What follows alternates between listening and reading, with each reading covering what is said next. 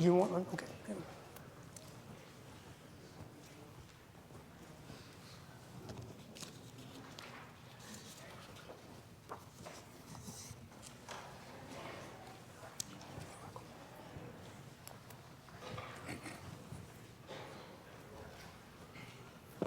Well, good morning, everyone.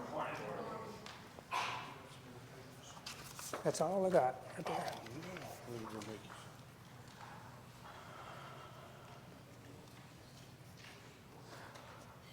Have you ever noticed how pretty this light is? Y'all think so? Try reading something when it's shining on it. The older I get, the harder it is for me to read stuff that's real bright. Is that how y'all are? Or is it just me? Oh, okay. I'm real old. Anyway, I'd like to... This? Yeah. Yeah. Really? Is that legal? Just saying. I don't want Mike to get on my back for getting out of the stream. Am I okay? Wherever I want. Okay. Oh, not there? Okay. Anyway, it's great to be back to the podium again, and I gave you a little handout this morning, and it's just a directory because we're going to be looking at Proverbs for this semester, and that just kind of gives you an idea of how the book is laid out. A lot of times we can get a little confused when we read Proverbs because as far as the timeline goes, it jumps around a little bit, and mostly it is just made up of a whole bunch of very, very interesting statements that we can use in our lives. And anyway, looking forward to it, and it's currently planned that we're going to study it for the next 12 weeks. Now, one of the things that you'll notice about the book is the sheer volume of verses and lessons. And there's so many that it would take us years to cover them all. But for this semester, we're going to cover some of them, but I'd like for you to don't hesitate to speak up any time that you think of something, say for instance another proverb that may help us understand a particular one we're concentrating on. Y'all know that when I lead these studies, I like class participation. So as many of you as want to, don't hesitate to raise your hand and we'll discuss anything that comes up. Now, as you've probably noticed, hopefully, the whole world, and that includes our country, our great country, seems to be getting worse and worse lately. Anybody notice that? Even to the point of being dangerous. There was a news thing the other day about this poor lady that was just in Memphis and all she was doing was jogging like she's been doing every day, and then she disappears. And somebody noticed that somebody had forced her to get into an SUV. And can you imagine that? The idea that it's just really difficult for us now to go out early in the morning and just enjoy ourselves because it's dangerous. But anyway, it's getting pretty bad.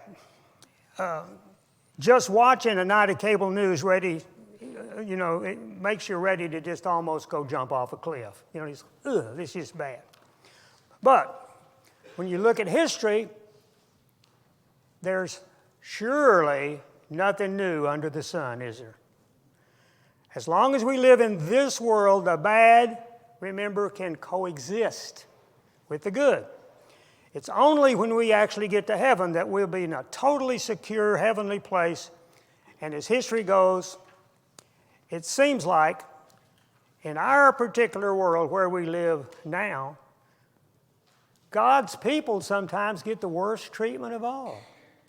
Have you noticed that? Now, we are extremely blessed and fortunate that we live in a country, and a part of the country even, where we can really enjoy ourselves and enjoy our fellowship and make plans and all of this without too much harassment. And so we're all thankful for that. Now, why is it this way? Why is it so bad? Anybody got any ideas of why all of a sudden everything's getting worse? It's been that way. Yeah, this is not the only time, is it? As Brother Killer teaches, in his Wednesday night class, who rules the earth? Satan. The devil himself rules the earth. And this was back in King Solomon's day as well as now. And as you know, what does the devil think of us? He doesn't like us, does he? So it makes sense, really, that he's going to do everything he can to upset us. But most of the things in Proverbs were written by King Solomon. And he was, of course, a son of David. And he reigned as king of Israel from approximately 970 to 930 BC. And one of the major things he accomplished was the writing of this book of hope and life lessons called the Book of Proverbs. During his reign, what do y'all think was probably the absolute hardest job there was?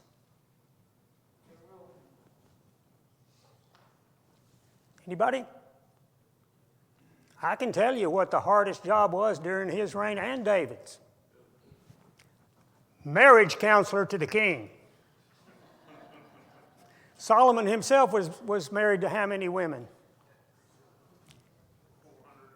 700.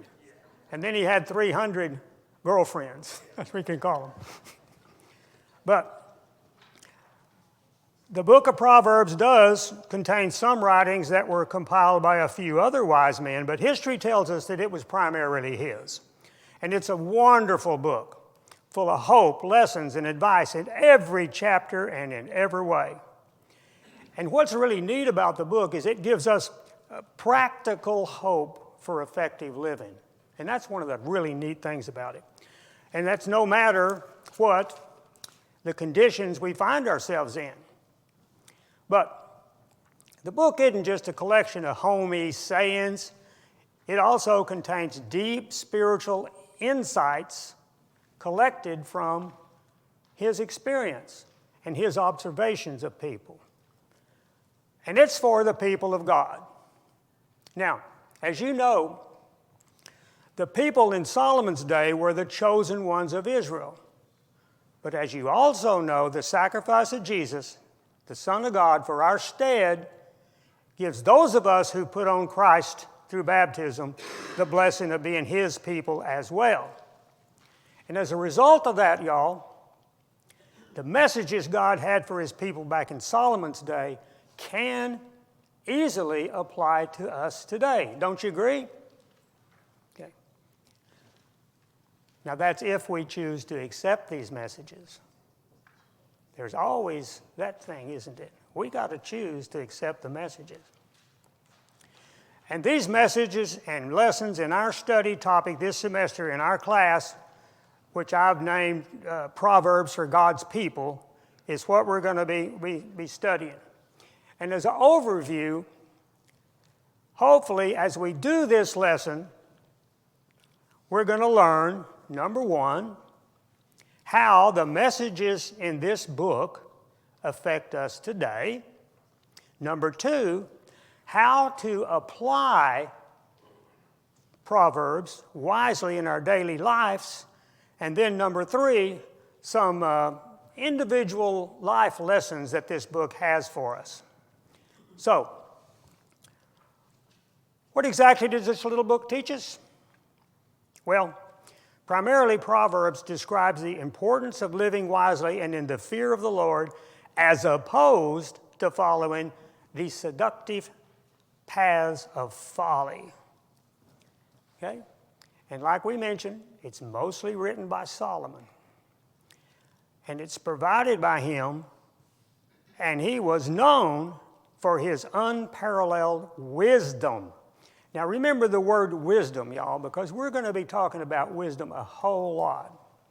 Consider 1 Kings 4, 19-24, which says, God gave Solomon wisdom and very great insight, and a breadth of understanding as measureless as the sand on the seashore. Solomon's wisdom was greater than the wisdom of all the people of the East, and greater than all the wisdom of Egypt. He was wiser than anyone else, including Ethan the Ezrahite, wiser than Heman, Calcol, and Darda, the sons of Mahol, and his fame spread to all the surrounding nations. He spoke 3,000 proverbs, and his songs numbered 1,005. He spoke about plant life, from the cedar of Lebanon to the hyssop that grows out of the walls. He also spoke about animals and birds, reptiles and fish. From all the nations, people came to listen to Solomon's wisdom, sent by all the kings of the world who had heard of his wisdom. Now, for our lessons this semester, we're going to be looking at a select few of Proverbs verses, and not necessarily in order. For the sake of identifying the life lessons in this book, we'll be jumping around a little to get everything done in a timely and orderly fashion. And this semester, we're going to be dividing the book into two basic sections, our studies. And in study 1, we'll look at which path will we choose, primarily chapters 1 through 9. And in study 2, we're going to be covering a wise use of proverb, considering chapters 10 through 31. The book, though, is super, super great when you read it in order. And what's neat about it is that there's 31 relatively short chapters.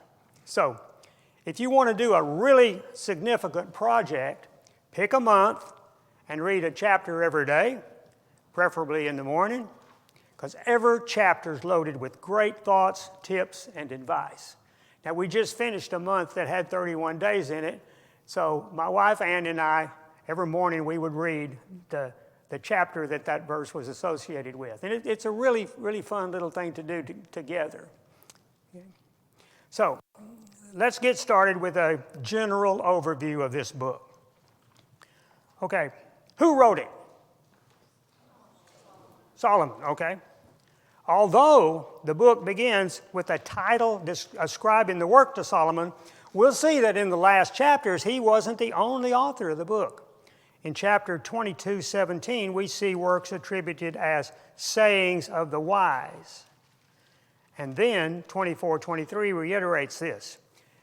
And we end up with some contributions, not a lot, but some, from Agur, the son of Jakeh, who was a compiler of scriptures, and then a man called King Lemuel.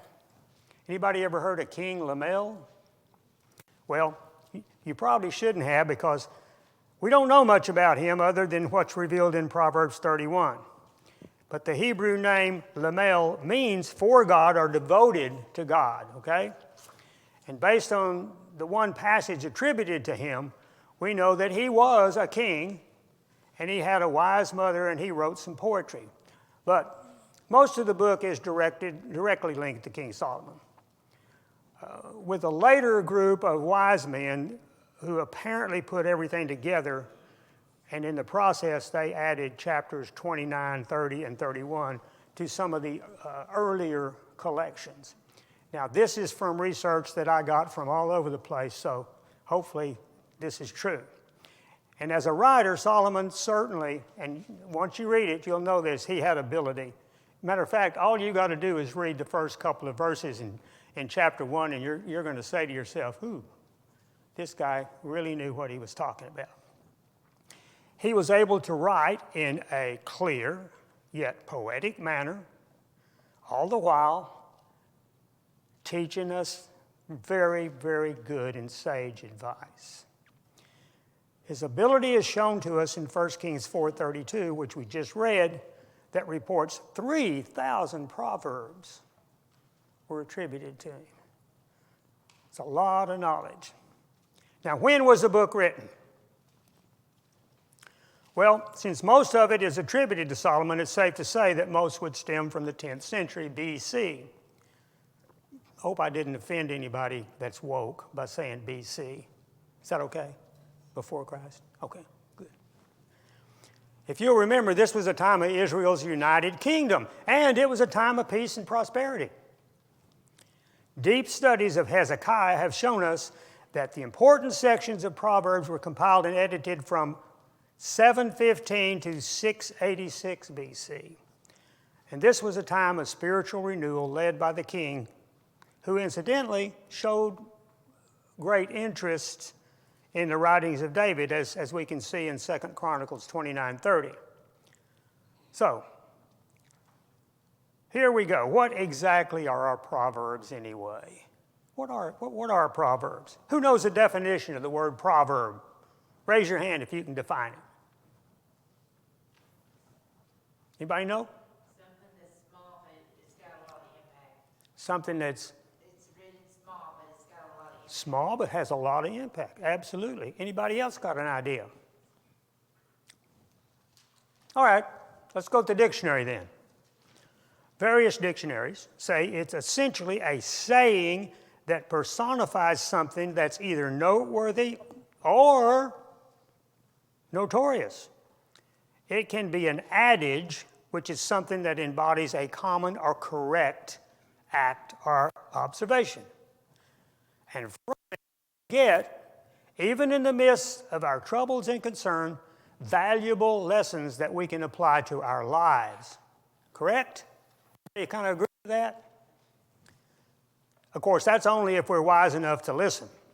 So, in short, we can say that a proverb's a short, wisdom-based, and remember, wisdom-based is important, easy to learn saying that calls a person to action.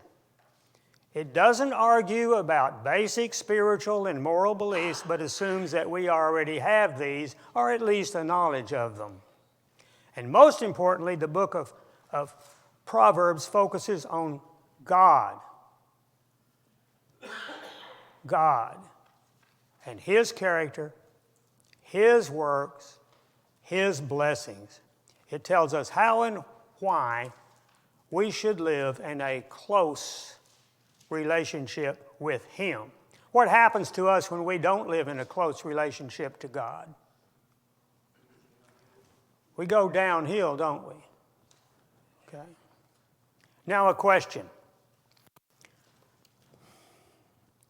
After all I just said, should we accept that the Proverbs contained in this book of the Bible are prophecies or statements that will always result in their overall message happening? In other words, are all of these hundreds of messages locked in stone? Very good. Not necessarily, right? In chapter 10, verse 27, it says, "The years of the wicked are cut short, while the righteous live long and prosperous lives." Now, we know there are exceptions to that, don't we? We've come across them, I'm sure, in our whole life. The reality is that sometimes the wicked live long and prosperous lives while the righteous get cut short. Who knows an example of that happening, where really righteous people have short lives, horrible lives, where the other people do quite well? Who knows any examples of that can happen? Perfect example. He was as righteous as you can get. And what happened? How about all of the 12 apostles? Did any of them have great, neat lives after they went out and did everything they did? Stephen. Ooh, what happened to Stephen? Got stoned. That's right. So should it surprise us that rewards and punishment can happen? Rewards and punishment can happen to us in our lives? That should. What do we have to look forward to that helps us with this? What thing we got going for us that no matter what happens to us, even something that causes our death, what do we got to look forward to? Heaven, exactly. We always need to remember that rewards and punishment do, in fact, lie beyond the grave for us, don't we? I feel so sorry for people who think that this life is it. I mean, it's so bad. Now, the translated Hebrew word for proverb is called message. In Numbers 23, 7 and 18, we can see that. It's also called a taunt in Isaiah 14:4. You better do it. It's also called a parable in Ezekiel 17:2. So, remember, y'all, we got to know as we study that its meaning may be considerably broader than its English translation, okay? We got to remember that. We also got to believe that the basic messages of Proverbs are important and pertinent to us even in these modern times, even if it may seem on their surface to be a little superfluous, if you know what I mean. Okay, now, just for fun, based on the definition of a proverb, are there modern proverbs that we use sometimes? Sure there are. Who can tell the class one you may have learned back when you were a kid? For an example, my mother's favorite proverb was, "You get what you pay for." Now, she didn't make that up, but that's one she really liked. She talked to us about that all the time, okay? Another one was, "Clean up this mess before you make another." Y'all ever heard of that one? Who knows one? Let your victuals stop your mouth. Ooh, say that again. Let your victuals stop your mouth. Let your victuals stop your mouth. Very good. Anybody got one another? Just for fun? If you mess with manure, you'll get it on you. Ooh, that's a real good one. There you go. Okay, very good. How about be careful what you wish for? Boy, we know that can be true, don't we? Or this is a really cool one and to me. You should be neither for nor against apathy. Takes a little while to get it, but it's pretty cool. Anybody else got any more that your mom or dad poked you with? What? Idle hands are the devil's workshop. Very good, very good. Okay. All right. With all of those in mind, we'll get rolling now. With the meaning and history of Proverbs in mind, we're going to check out the question, which path will you, as a child of God, choose? Proverbs chapter 1 through 9 considers this, as, of course, did our Lord and Savior Jesus. Okay?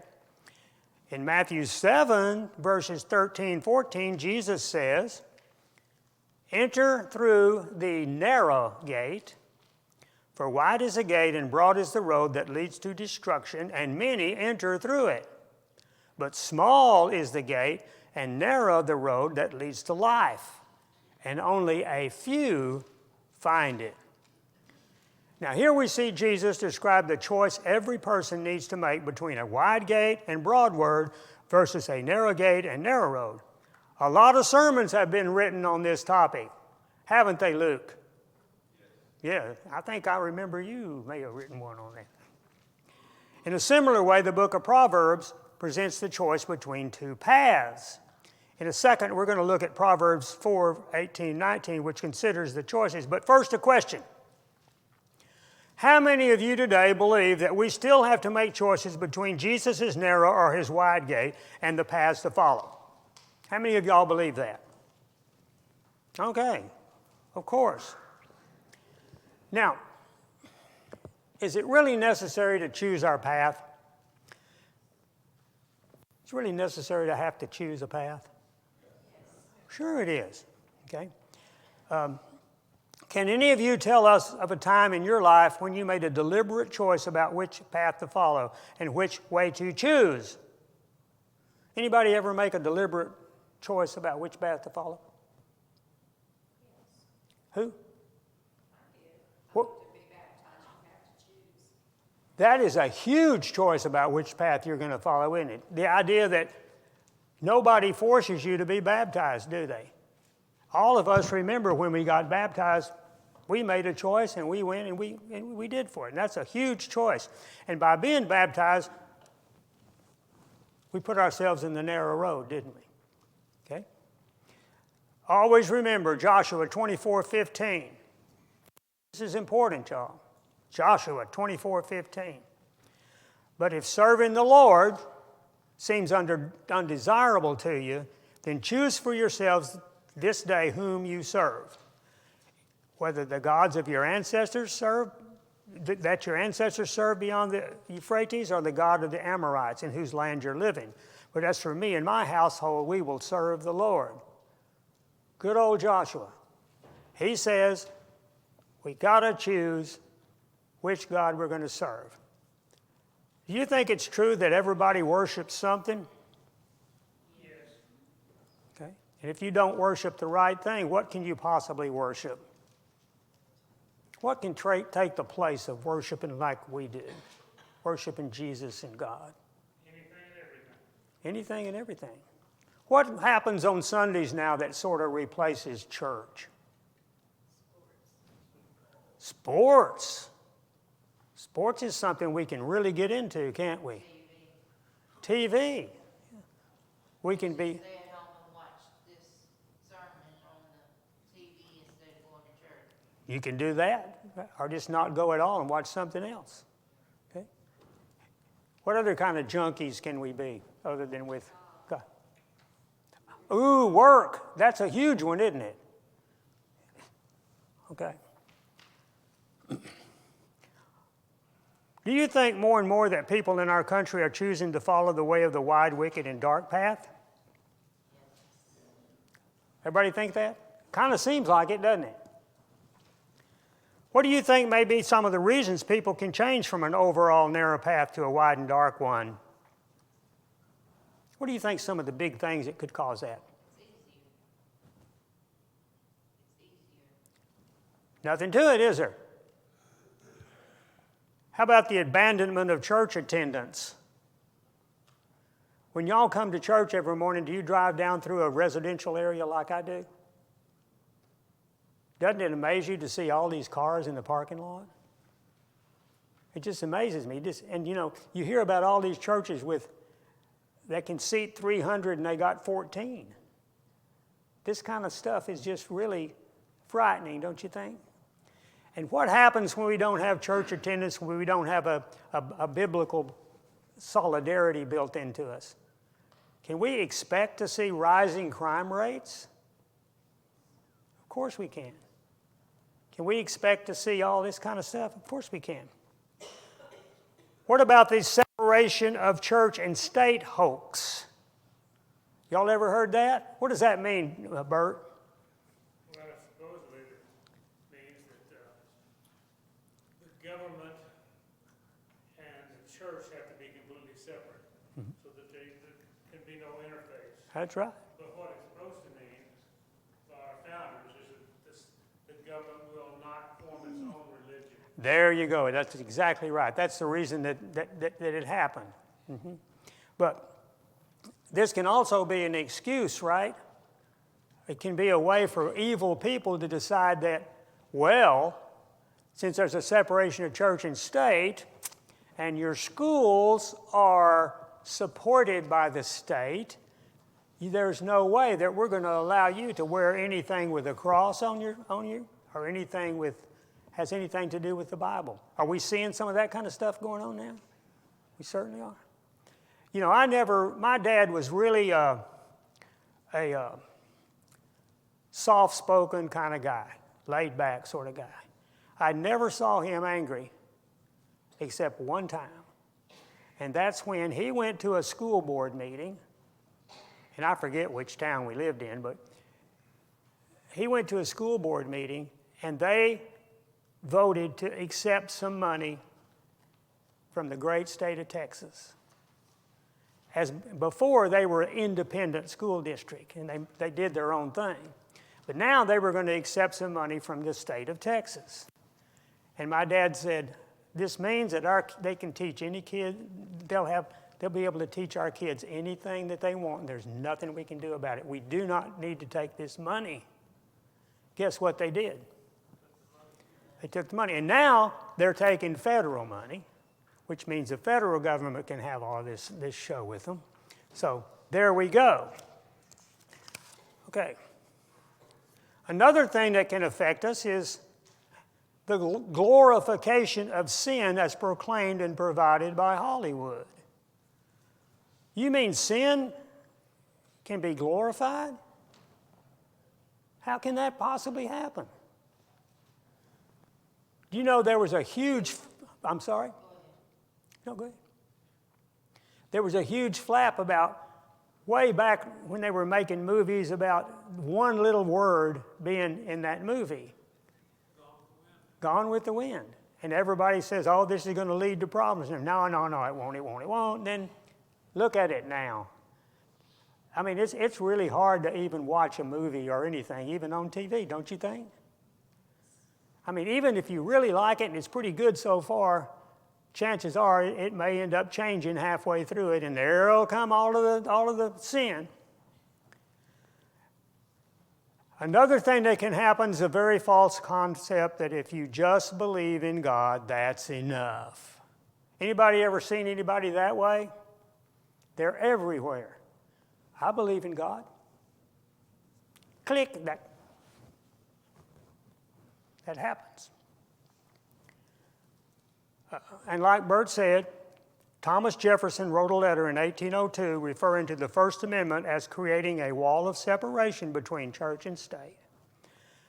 That term itself is not in the Constitution. The First Amendment was strictly written to prevent government intervention into churches and prevent a nationally mandated religion. Now, y'all got to remember, though, that Thomas Jefferson, who I think's great, he wasn't an atheist, but he wasn't necessarily a church guy. He wrote another letter in 1787 that advised, question with boldness even the existence of a God, because if there be one, he must approve the homage of reason other than that of blindfolded fear. Wow. Something else. And if you just believe in God, that's really not enough. Matter of fact, another modern proverb is, if you cruise, you lose. So just cruising along, I'm fine. Every once in a while I pray, but I don't want to go to church. That's not really enough, y'all. Something to remember. Now, back to which path we choose. We got to consider wisdom and its importance in choosing the wise path of this narrow gate, narrow path. We got to consider wisdom and how it plays out in this. Proverbs 4:18 and 19 says, the path of the righteous is like the morning sun, shining even brighter till the full light of day. But the way of the wicked is like deep darkness. They do not know what makes them stumble. So, wow. We can be in darkness and not even know it. Isn't that something? So, if we find ourselves on the wide path and in the dark and dangerous, and then discover by some means, say meeting a Christian or visiting a church or even being punished, we need to make a big choice in our lives. What can we use to help us? Well, Proverbs 4:5-9 says, concerning getting on the right path, get wisdom, get understanding. Do not forget my words or turn away from them. Do not forsake wisdom, and she will protect you. Love her, and she will watch over you. The beginning of wisdom is this: get wisdom. Though it costs all you have, get understanding. Cherish her, and she will exalt you. Embrace her, she will honor you. She will give you a garland to grace your head and present you with a glorious crown.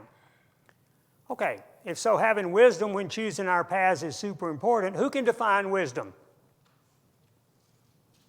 Application of knowledge. An application of knowledge. That's good. Anybody else got an idea what wisdom might be? Oh, back to the dictionary. What do you think it is? It's an understanding between right and wrong. It's an understanding between right and wrong, absolutely. It's a deeper understanding than just knowing the facts, okay? Wisdom is the ability to discern inner qualities in relationships or the ability to judge generally accepted beliefs. Now, we all, y'all, have the capacity to study and read to obtain knowledge, but is having knowledge the same as wisdom? Not necessarily, is it? Knowledge is defined as the fact or condition of knowing something with familiarity and thoroughness. And knowledge itself may have nothing to do with discernment and judging. Now, can mistaking knowledge for wisdom get us in trouble? Can it even be dangerous? People have knowledge, but they don't have the wisdom. Absolutely. It can actually be dangerous. Bear with me a second, and I'll tell you about something that happened to me. We had this kid that come aboard a submarine that I was on, nuclear submarine. His name was John Mercer. I'll never forget this boy. He came there and come to find out he had a bachelor's degree in electrical engineering from MIT. And he enlisted, and we're all going, what is this?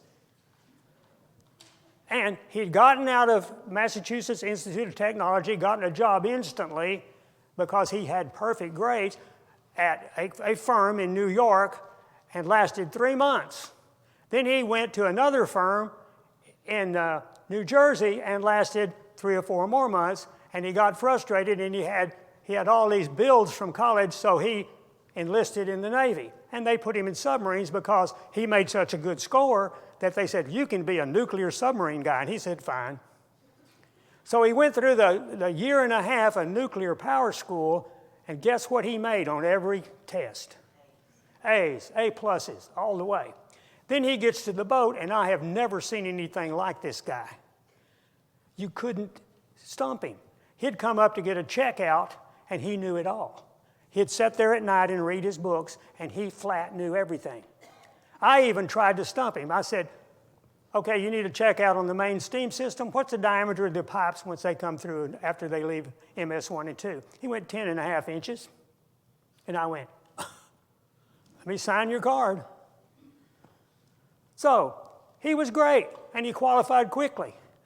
So one night, I'm in the engine room, and in the compartment before that, he's got the watch. And I smelled something. Didn't think much about it. Then all of a sudden, over the announcement speaker comes, fire in machinery 2, upper level. I went, oh no.